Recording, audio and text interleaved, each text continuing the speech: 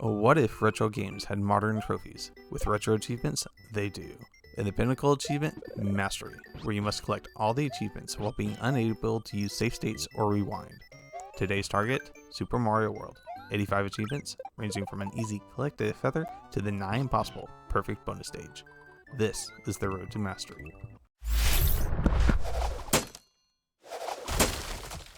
If you want to see how these achievements were done, I have a separate video I will put in the description. More gameplay, less commentary. Now let's get into it. First thing I did was to check for missable achievements. There are 8. Clear the Switch Palaces with the same colored Yoshi, and 4 Mini Mario vs. the World. You must beat each section in one sitting, without power-ups, Yoshis, or activating the Switch Palaces, with a few exceptions. Since activating the Switch Palaces will invalidate the Mini Mario, I'll tackle those first and grab what I can along the way. Unfortunately, I forgot to record the first 10 minutes to play, so 3 achievements were lost to the void, 2 easy ones, collecting 5 dragon coins in a level to unleash the dragon, and learning eyes for Iggy after defeating Iggy. The third is a level challenge, Fence Offense, where you must get 8 1-up in Iggy's castle with 2:30 or more on the clock. I replicated the actions, but lessons learned.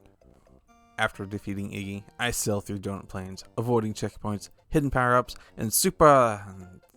Well, at least I believe I can fly and giddy up. Now let's restart the challenge. I breeze through Yoshi's Island and pick up an unexpected achievement while entering the castle ruins. Defeat Icky Iggy once again and successfully avoid the mushroom, somehow. Then make a quick half donut around Donut Plains to Morton's castle. While in the castle, I'll make a quick pit stop and still defeat him with Morton enough time. I head into the dome where I immediately run into trouble.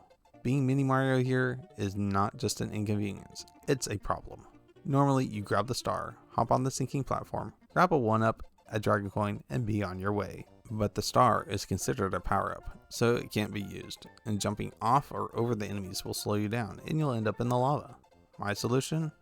Bring a shell from the previous area and take out the enemies while you build up speed. After that, it was a quick trip through Vanilla Dome 4 to gather local shrooms before meeting my pal, and he didn't let me down, giving me Mini Mario vs. the World 1. With 11 achievements under my belt, I decided to take a break and come back another day. New day, new problems. I had to switch emulators, so new setup, new save file. And I found 2 missable achievements that were not marked. Beat the game using the shortest route, and beat the game without dying.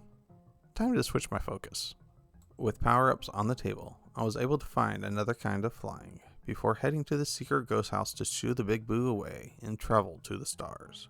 I didn't stay long before beaming down to kick Bowser's front door in and save the princess. I took a little more damage than I would have liked, but gained 3 achievements in the process: Starman, Shortest Path, and Bowser Disposer. And with no other pressing matters other than getting back to Lemmy's castle, I turned to what this game is really about: a collectathon.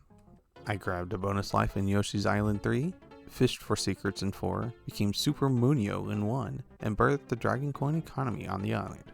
With all the achievements claimed here, I moved on to the Donut Plains, and wondered what vines were for anyways. I huddled with Chucks in Donut Plains 1 and found their secret donut, grabbed a bonus donut in 3, found a crescent donut in 4, and all those donuts cost a lot, so I filled the hole in my wallet with some dragon coins. I sneak into the dome to steal the boost secrets and snag all the dragon coins in the dome. Take a quick trip to the stars to float with the clouds, and took a starving Yoshi home in 4, bringing the total achievements up to 30. Beat Lemmy one more time, and we're ready to continue with the Mini Mario Challenge. Well, almost. The goal of Mini Mario vs. the World 2 is to start at the Cheese Bridge and end in the Forest Fortress. I breezed through the cheese bridge and the cookie crumbled my way as I hit a maximum finish for 50 points. Then I critiqued Ludwig's Last Symphony. Time to make my way through the Forest of Illusions. I zagged my way through the forest, popping the secret in Illusions 3 and finding the false moon in the ghost house, when I realized the exit counter for the challenge was not increasing. Turns out I needed to beat Roy, and I had skipped him because of this exit. Remember when I said there were some exceptions? This is one of them. So I grabbed a mushroom, opened up the key, then returned to Small Mario because if I start the next level of power-up, I'd fail. I destroyed Roy's ploy and made my way to the forest secret, but the counter was being stubborn. After a bit of digging, I found out you needed to beat the levels in a certain order. As of writing this video, the Mini Mario Challenge is currently going under revisions, but here's the order that unlocked it for me. Cheese Bridge, Cookie Mountain, Ludwig's Castle, Illusions 1, Illusions 2, Illusions 3 Normal Exit, Illusions 3 Key Exit, Roy's Castle, Ghost House, Illusions 4, and let's not get baited here, Forest Secret, Forest Fortress, and at last I had gained Mini Mario vs. the World 2. Then I complete my Illusions of Grandeur by collecting all the Dragon Coins, my 38th achievement. For Mini Mario vs. the World 3, I'll start on Chocolate Island, unlock every level entrance in Bowser's Valley, then go through the front door to confront Bowser. The only power up allowed is the star in the Ghost House. I blaze through Chocolate Island 1, Ghost House, 2, 3, grabbing the chocolate bonus and a chocolate donut, which stops my forward progress.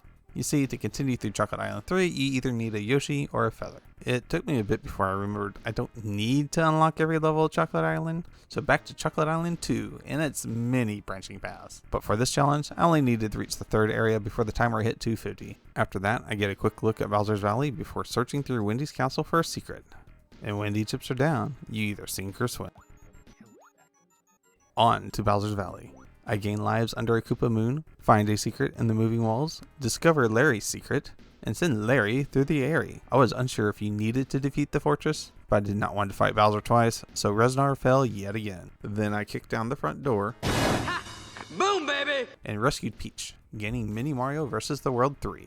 From there, I decided to do a bit of cleanup. I hoarded all the Dragon Coins in the valley, then headed above the dome to fish for a secret. Defeated the only Flaming Will of Death boss that gives an achievement, got the better bonus on Butter Bridge, found the Sumo Secret Cookie Stash, and the moon that lit the waters of the Twin Bridge, and closed the economy gap with Dragon Coins. Then went to the site of the last Mini Mario challenge, the Special World, which gave me an achievement just for showing up, rounding out the achievement collection to 55. I find a gnarly secret in the vines. Tubular is another level that allows the use of power-ups, but only the people do. Then I got to the hardest level of the challenge. Awesome.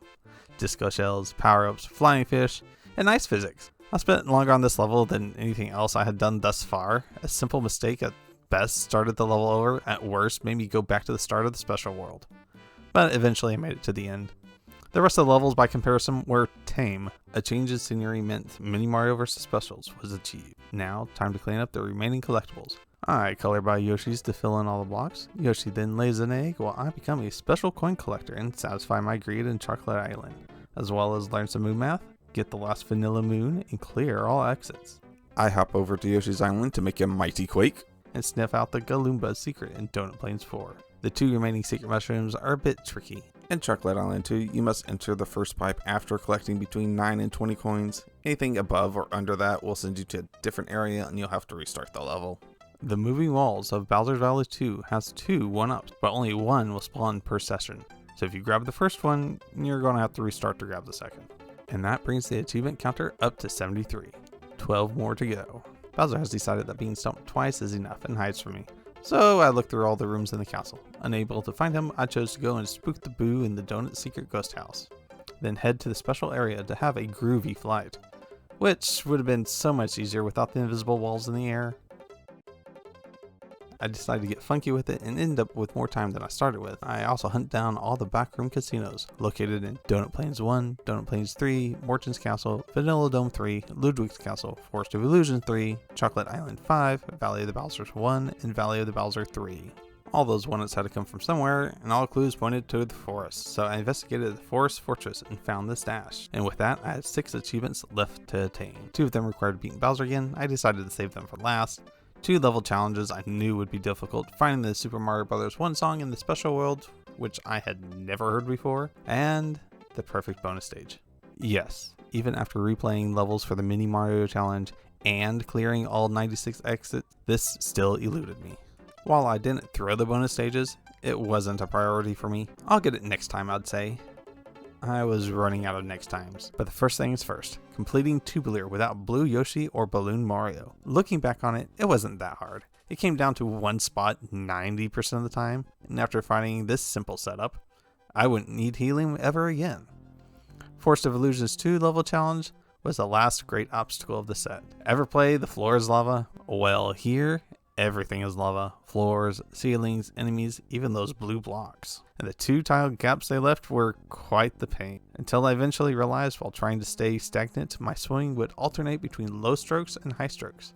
I utilized the high strokes to hop over the blue blocks, and it worked most of the time. Then the second hurdle of the level arose, the blue fish. Those fish, which are not hard to avoid, became homing torpedoes I could not escape without touching the wall. I even tried damage boosting to get around a few of them, but that was against the rules apparently. I eventually found a movement pattern that left all the fish either asleep or running off in some weird way, and beat the level. I tried to find the Super Mario Bros. 1 music, but all my ideas didn't pan out. I had to look up where to find it. Idle in the super world for 3 minutes? No wonder I've never found this.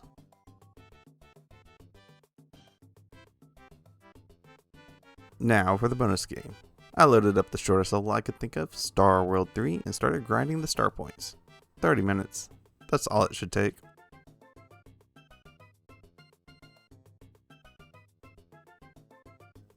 Six hours.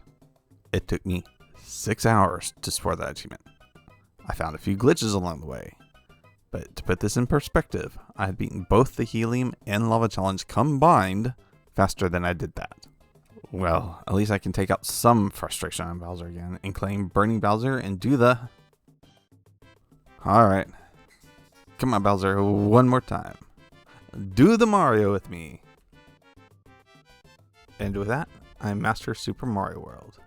Thank you for watching this far. Let me know what you like or dislike in the comments. And until next time, swing your arms from side to side. Come on, it's time to go do the Mario. Take one step and then again. Let's do the Mario all together.